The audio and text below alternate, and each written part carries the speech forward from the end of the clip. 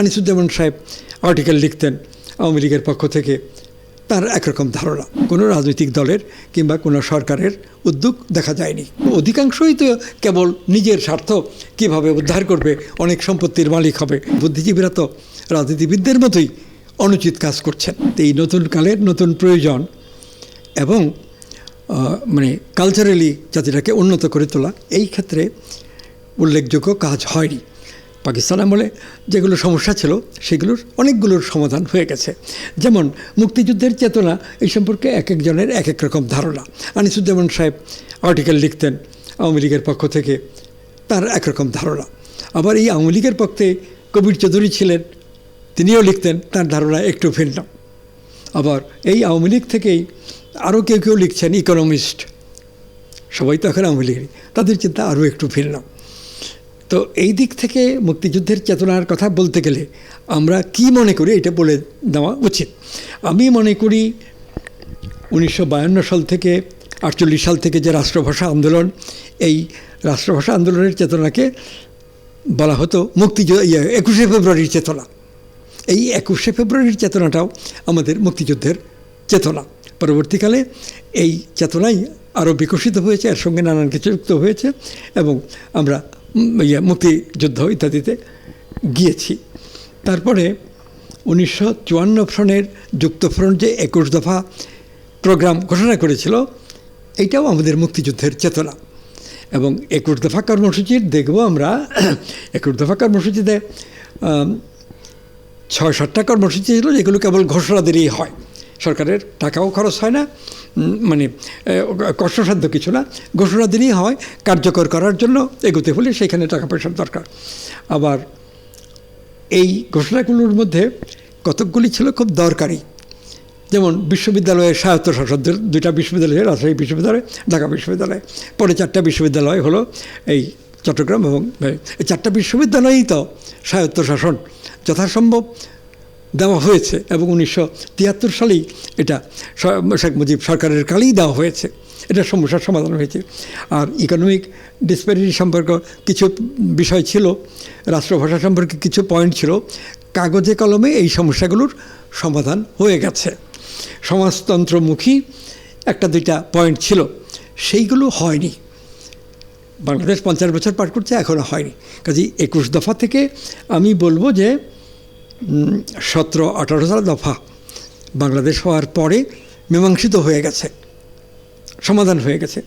কিন্তু এই গোটা 3 দফা কাগজ দেখলে বলতে পারো যেগুলো এখনও মীমাংসা হয়নি, এবং সেইগুলো মীমাংসা করার কোনো চেষ্টাও রাজনৈতিক নেতৃত্বের মধ্যে নেই, আওয়ামী লীগ এবং অন্যান্য দলের মধ্যেও নেই। সেইগুলো বিবেচনা করতে হবে আজকের নতুন বাস্তবতায়। সেইগুলো সেই সঙ্গে গত 50 বছরে আরও অনেক কিছু করণীয় আমাদের সামনে আসছে, সেইগুলো থেকেও একটা প্রোগ্রাম নিয়ে মুক্তিযুদ্ধের চেতনার ধারায় কর্মসূচি তৈরি করে প্রত্যেক রাজনৈতিক দলের অগ্রসর হওয়া উচিত। বিভিন্ন রাজনৈতিক দলের মধ্যে পার্থক্য থাকবে, কিন্তু এই স্বাধীনতা যুদ্ধের চেতনা বা মুক্তিযুদ্ধের চেতনা, এইটাকে তো আমরা বাতিল করে এগোতে পারিনি।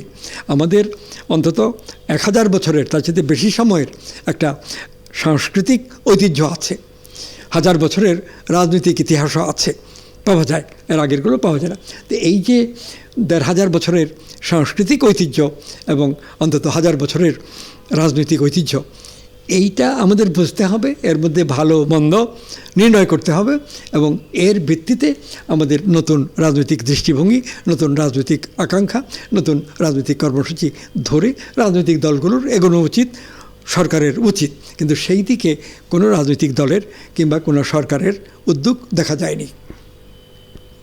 কিভাবে ক্ষমতায় থাকা যাবে, কি করলে ক্ষমতায় থাকা যায়, কেবল এইটা চিন্তা করেন। এবং ক্ষমতায় যারা যান তাদের মধ্যে খুব অল্প সংখ্যক লোক আছেন, পার্লামেন্টের সদস্য কিংবা মন্ত্রিপরিষদের সদস্য, যারা কেবল ব্যক্তিগত স্বার্থ নিয়ে চিন্তা করেন না।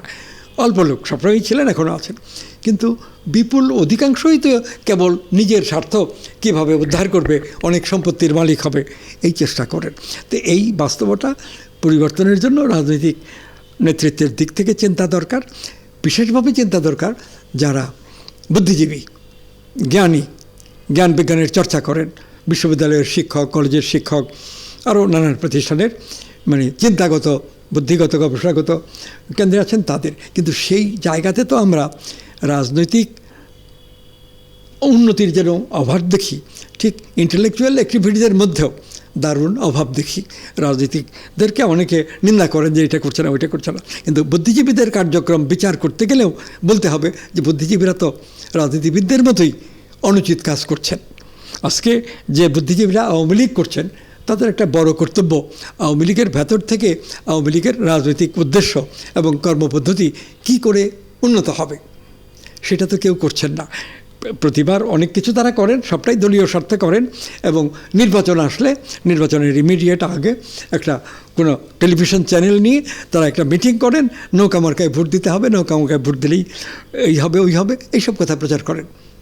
তো কোনো উন্নত দেশের বুদ্ধিজীবীরা এইরকম প্রচারে যান না। তারা রাজনৈতিক দলগুলোর উদ্দেশ্যে কোনো কোনো বই লেখেন, কোনো কোনো বক্তব্য দেন যে এইটা আমাদের রাজনীতিতে অনুশীলিত হওয়া উচিত, এবং রাজনৈতিক নেতারাও সেইভাবে গুরুত্ব দিয়ে তাদের মতামত নেন, বিচার করেন। সবটাই সবাই করতে পারে তা হয় না, কিন্তু লক্ষ্যটা যদি থাকে যে এগুলো করতে হবে, এই চেতনা, তাহলেই উন্নতির দিকে যায়। সংবাদ, ফিচার ও অনুষ্ঠানের জন্য ভিজিট করুন সংবাদ প্রকাশের ওয়েবসাইট এবং যুক্ত থাকুন ফেসবুক পেজ ও ইউটিউব চ্যানেলের সঙ্গে।